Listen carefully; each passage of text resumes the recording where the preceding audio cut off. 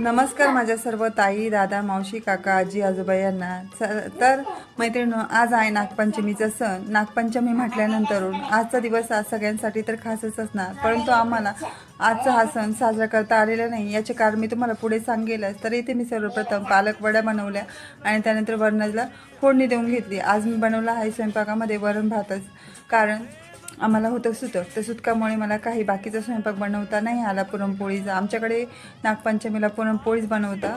काही काही प्रत्येक ठिकाणची वेगवेगळी पद्धत असते. काही ठिकाणी गव्हाची खीर बनवता, तर काही ठिकाणी पुरणपोळी बनवली जाते. ज्याला जसं शक्य होईल त्या पद्धतीने तो बनवते, किंवा काही काही भागामध्ये जशी पद्धत असेल त्या पद्धतीने सण साजरा केला जातो. परंतु सण छोटा असो मोठा असो, प्रत्येक जणांनी हा आनंदाने साजरा केलाच पाहिजे.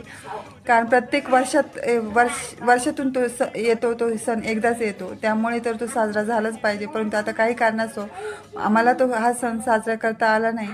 त्याची खंत तर मला होतीच, परंतु आता नाईलाज होता. तर तुम्हाला सर्वांना नागपंचमीचा हार्दिक शुभेच्छा.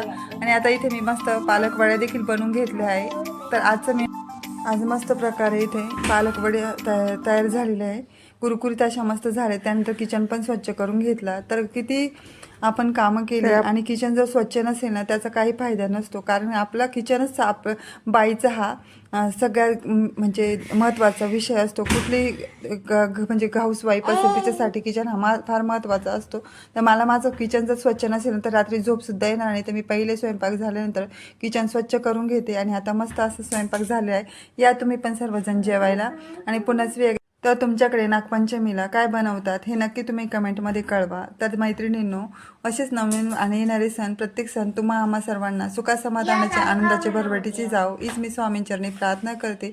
तर चला व्हिडिओ इथेच एंड करते. आणि आपल्या पूर्ण मोठ्या व्हिडिओमध्ये मी नागपंचमीची पूर्ण माहिती दिली आहे. तर प्लीज तिथे जाऊन नक्की चेक करा. धन्यवाद.